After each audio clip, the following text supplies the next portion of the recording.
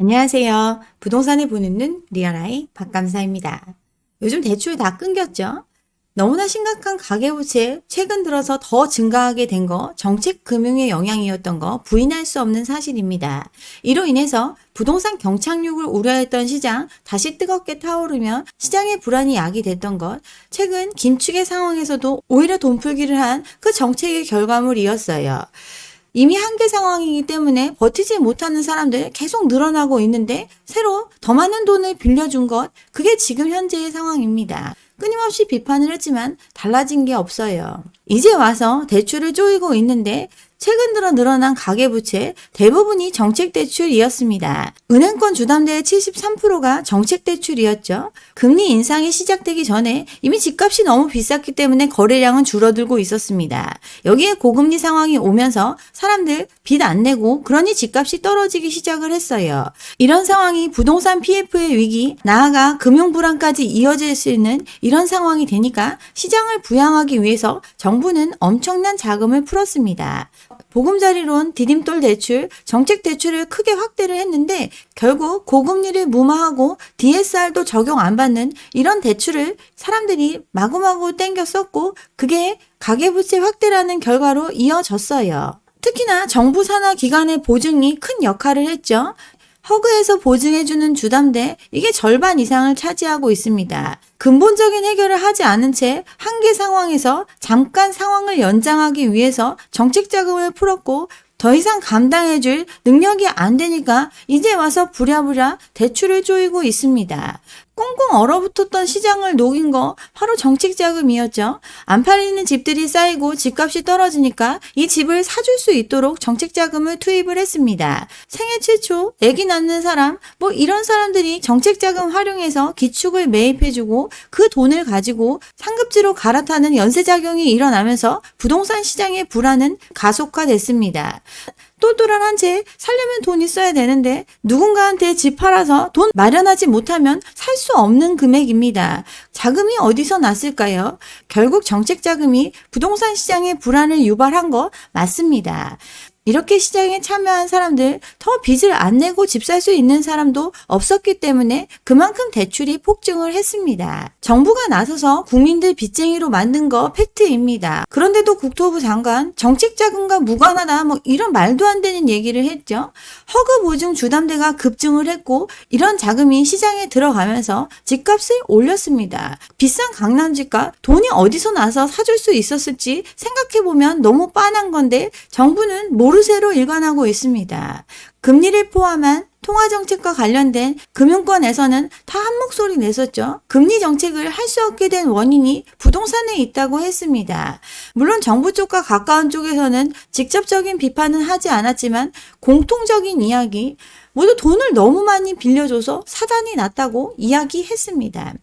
금리 정책이라는 거 부동산 시장만 관련된 게 아니라 전반적인 거시경제 상황 그리고 우리 통화 정책에 매우 중요한 결정인데 이 결정을 하는 데 있어서 집값과 가계부채가 발목을 잡고 있기 때문에 아무것도 못하고 있다고 그 원인을 명확히 이야기했습니다. 특히 한은 총재 이번 국감장에서 거의 울분을 토하다시피 했죠.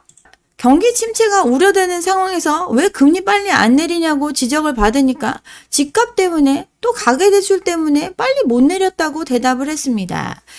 부동산 시장 다시 뜨거워진다고 하니까 사람들 빚 내려고 아우성이고 이로 인해서 지금도 한계 상황인 가계부채가 더 빨리 늘어나고 있어서 이 상황에 금리까지 내렸다가는 시장에 잘못된 시그널을 줄까봐 한 박자 쉬었다고 대답을 했어요.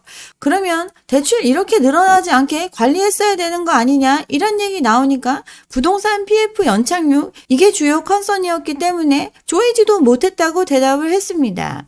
누군가 물건을 사주지 않으면 PF 시장 다 망하는데 사람들 빚을 안 내면 사줄 수가 없으니 이 부분을 더 우선시했다라고 대답을 했습니다. 그렇지만 지금 와서 또 금리를 내렸다가 이미 한계 상황인 대출 문제 해결이 안 되기 때문에 속도 조절하면서 금리 내린다고 했습니다. 특히나 최근 폭증한 가계부채, 정책금융이 차지하는 비중이 높았죠. 정책금융의 확대가 집값으로 연결되는 꼴이 계속되어 온 현상이지만 지금은 그 정도가 너무 지나쳐서 악순환이 생겨 있으니 돈 빌려줘가지고 주택 수요를 늘리는 이런 정책 좀 그만하라고 이야기했습니다. 여기에 또 한 가지 금리 인하 많이 못하는 이유 하나 더 들었죠.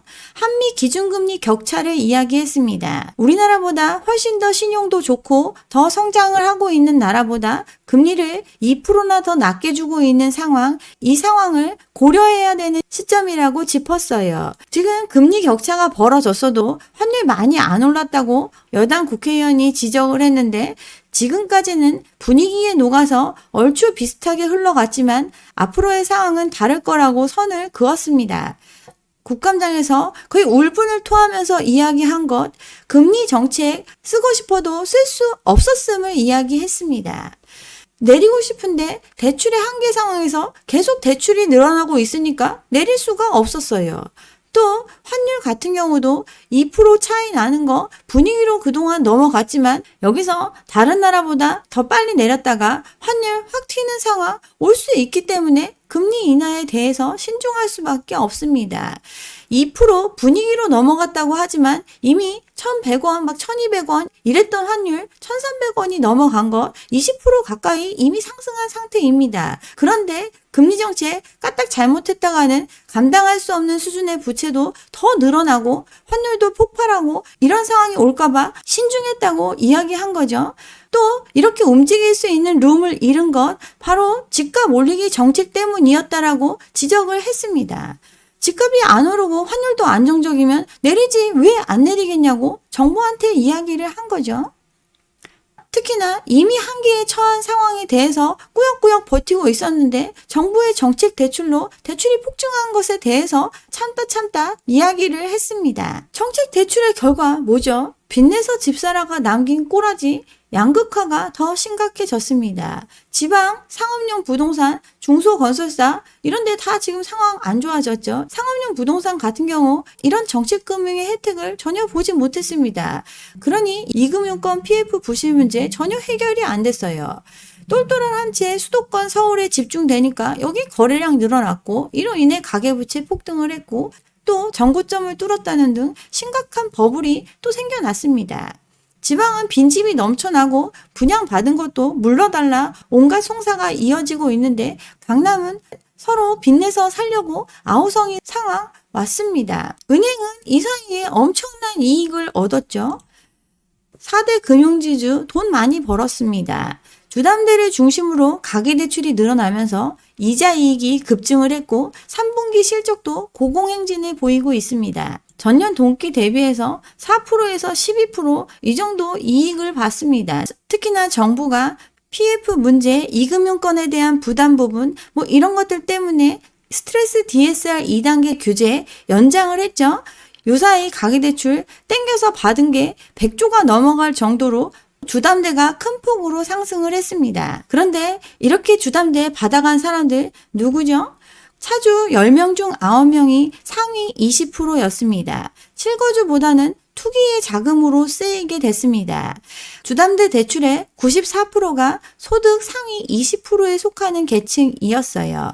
또 그들 신용도 좋은 사람들이었습니다. 신용 점수 상위 20%인 사람들이 주담대 90% 이상을 빌려다 썼습니다. 정책 자금, 고금리의 상황에서 정부가 금리 보조해주고 신용 보강해주면서 빌려주는 그 자금의 대부분을 소득도 높고 신용도 좋은 사람 그리고 이미 빚이 있는 사람들이 빌려서 썼습니다.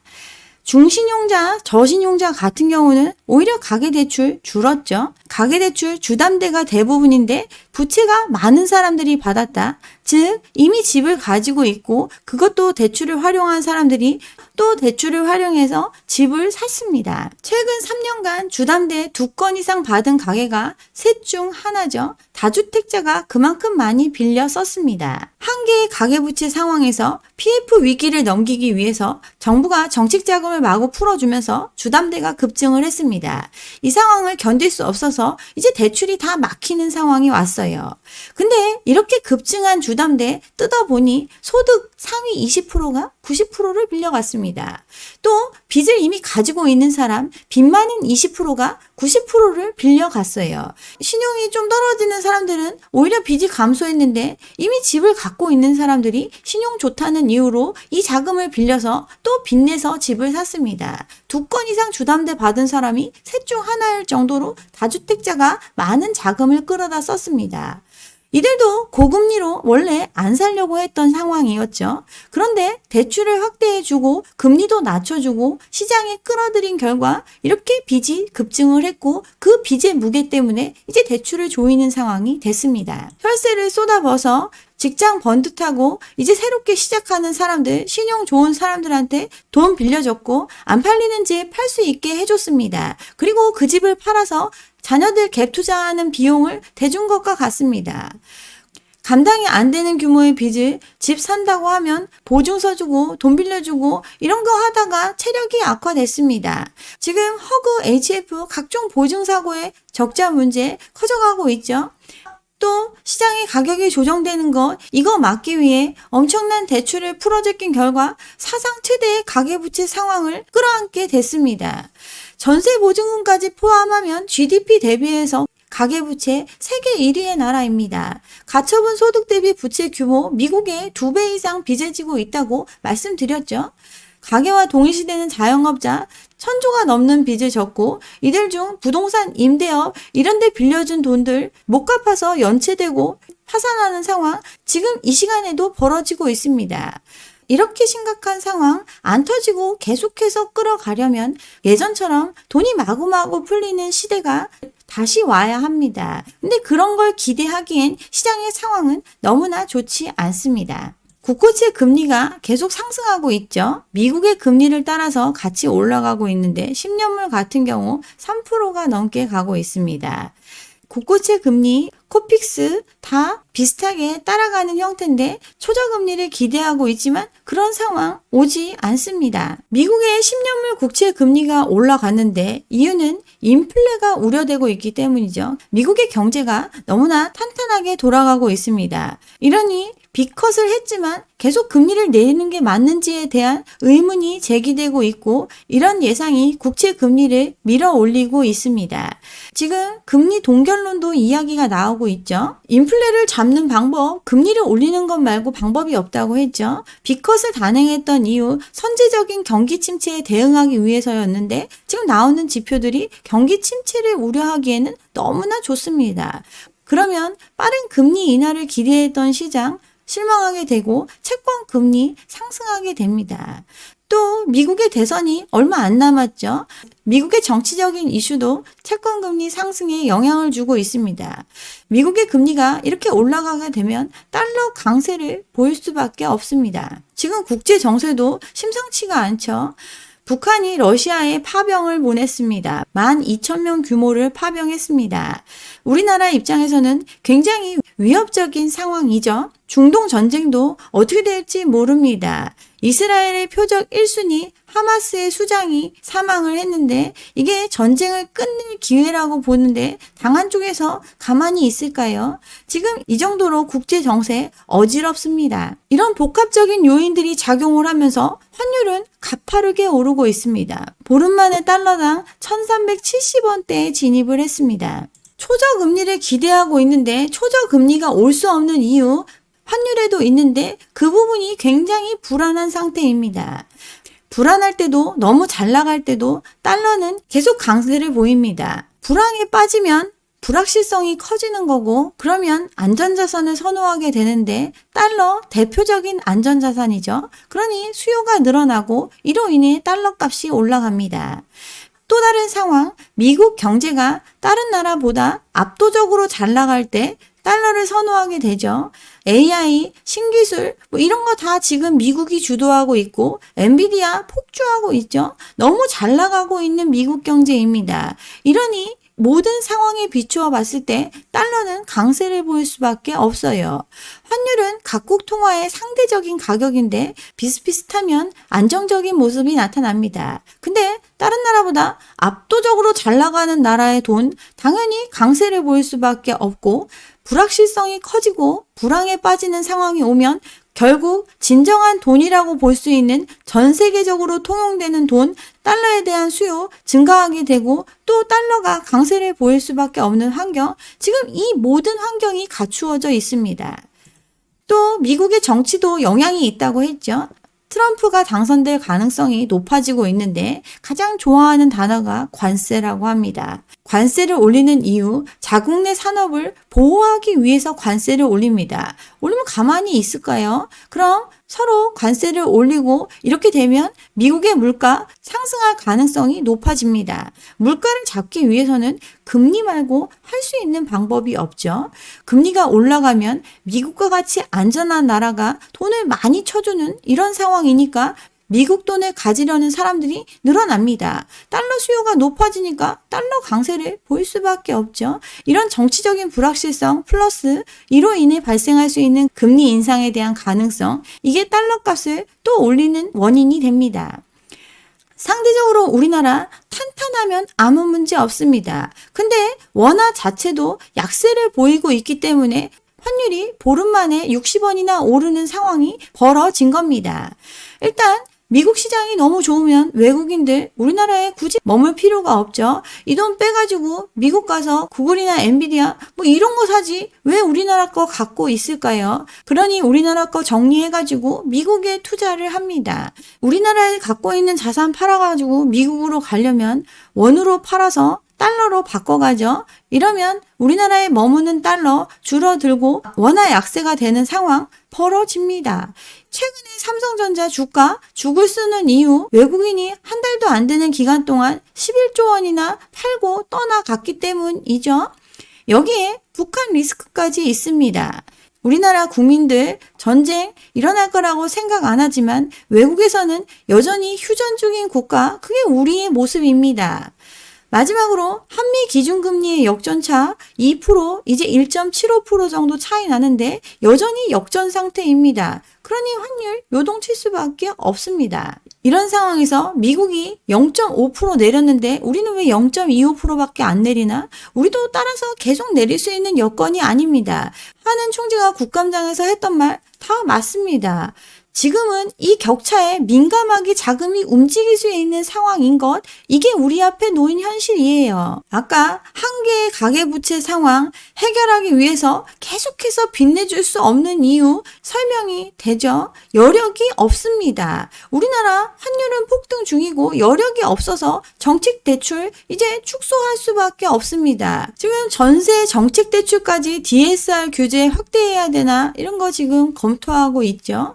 가계대출의 증가폭, DSR 2단계 이제 본격적으로 시행이 되면서 대출 증가폭은 줄었지만 여전히 금리 인하에 대한 기대감, 또 부동산 시장에 대한 기대감 때문에 대출이 더 늘어날 수도 있다라는 전망이 나오니까 그러면 그동안 DSR 규제 적용 안 됐던 것들, 이것들도 다 조여야 되는 거 아닌가? 이렇게 코너에 몰려 있습니다.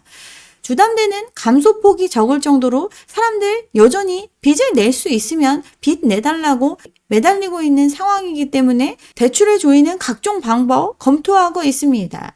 이금융권 같은 경우 DSR 한도 은행권보다 높은데 이것도 줄이는 방안 검토 중이죠. 시중은행 디딤돌 줄줄이 축소할 걸로 예상이 됩니다. 디딤돌 대출 같은 경우 LTV 70에서 80% 이 정도 수준이죠. 이 대출에 있어서 소액 임차 보증금 공제 필수로 적용을 하고 후치담보 신규 아파트 대출은 더 이상 취급하지 않는 조치 시행이 됩니다. 소액 임차 보증금 서울 같은 경우 5천만 원이 넘어가죠. 그러면 나가던 대출 중에서 5천만 원을 공제하는 겁니다. 대출의 한도가 줄어드는 조치입니다.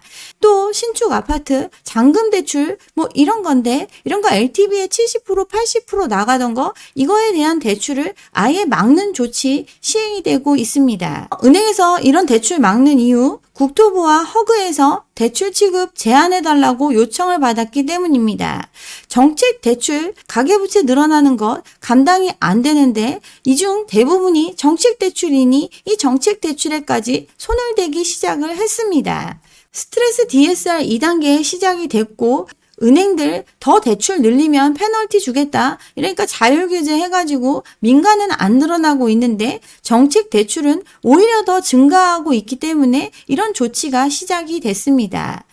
부동산 시장이 뜨겁다고 하는데 은행에서는 더 이상 대출 안 해준다고 하니 정책 대출 활용해가지고 대출 받으라는 사람 늘어났고 그거 잡기 위해서 이제 디딤돌 대출 이 부분에 대한 제한 조치가 시행이 됐습니다. 2금융권 같은 경우도 1금융권 수준으로 대출 규제 들어가는 것 이런 논의되고 있죠.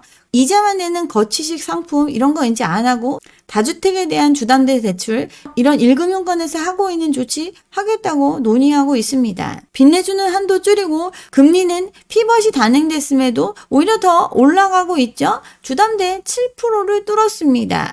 금리가 내린다고 하고 부동산 다시 뜨겁다고 하니까 사람들 빚내지 못해 안달이죠. 그런데 이미 감당할 수준을 넘어갔기 때문에 가계대출 관리로 대출 금리를 올리고 있습니다. 주요 은행들 거의 문 닫다시피 했는데 전년 대비 2% 이내로 가계대출을 관리해야 되는데 이미 5%가 초과돼서 나가 있습니다. 그러니 대출을 해줄래야 해줄 수가 없어요. 금리 최저 5%대로 초저금리를 기대했던 사람들이 생각하는 상황과는 전혀 다르게 시장이 돌아가고 있습니다. 여력이 없어서 정책 대출도 축소하고 시장의 금리는 상승하고 있습니다. 5대 은행들 실질적으로는 대출 총량제와 같습니다. 내년도에 정해진 기준 도달 못하면 페널티 문제 때문에 대출의 문을 아예 닫아 버렸어요. 그렇지만 앞으로 대출을 필요로 하는 사람들 너무나 많죠. 입주 물량 이거 다 대출 받아가지고 잔금 치러야 되는데 둔촌주공만 하더라도 3조가 넘는 자금이 필요합니다. 그리고 올해 똘똘한 한 채 올라간다 이 말에 힘입어서 미뤄졌던 분양들 대거 이루어졌습니다. 중도금만 12억 이상인 거 대부분이죠. 뭐 과천이 22억 뭐 이렇게 분양한다고 하는데 이거 자금이 있나요? 결국 대출 받아서 진행해야 되는데 이들 해주기도 한도가 없습니다. 유동성 마련의 대부분이 70%에서 80% 기존 집을 매각해서 끌어온 자금인데 그 자금이 폭발적으로 마를 수밖에 없는 구조입니다. 서울 부동산 시장 다시 돌아가기에는 여력이 없습니다. 정부도 여력이 없고 민간도 여력이 없습니다. 허그 같은 경우 이미 모든 곳에 구원투수로 나섰기 때문에 손실이 엄청납니다. 앞으로 벌어질 문제 감당하기에도 버거워요. 그러니 은행한테 대출 자제해달라는 요청 보낸 겁니다. 디딤돌 대출 소액이지만 LTV 70에서 80%가 나가는 상품입니다. 이런 거 결국 계속해서 해줄 수 없는 건 줄어드는 게 기정사실입니다. 앞으로 축소되는 게 기정사실이에요. 정책 대출이 심각한 문제라는 거 이미 모두가 알고 있는 공지의 사실입니다. DSR을 유예했던 거 명분, PF 시장의 연착륙, 자영업자 문제, 2금융권의 적립금 문제 이런 것 때문에 2달 유예하고 대출의 폭증이라는 부작용을 얻었습니다. 결과는 PF 부실 그대로고 자영업자들 나아진 게 없습니다. 심각한 가계부채 폭증만 남아 있어요. 이러니 해결책은 없고 안고 있는 문제는 크니 결국 멈추는 선택, 이 유일한 선택지밖에 남지 않았습니다. 금리 내린다고 하지만 그동안 적용되지 않던 DSR, 정책대출, 전세대출까지 확대시키면서 아예 대출의 문을 잠그는 조치하고 있습니다. 그럼 이 정책대출까지 멈추면 상황은 나아질까요? 결국 터질 수밖에 없습니다. 내년에 다시 시작될 거다. 과연 가능할까요? 실행을 하더라도 규모는 여지껏 해왔던 것보다는 훨씬 적은 규모, 훨씬 더 까다로운 형태로 대출의 문은 줄어들 수밖에 없습니다. 이런 상황인데 부동산 유지될 수 있을까요? 정말 불가능한 기대입니다.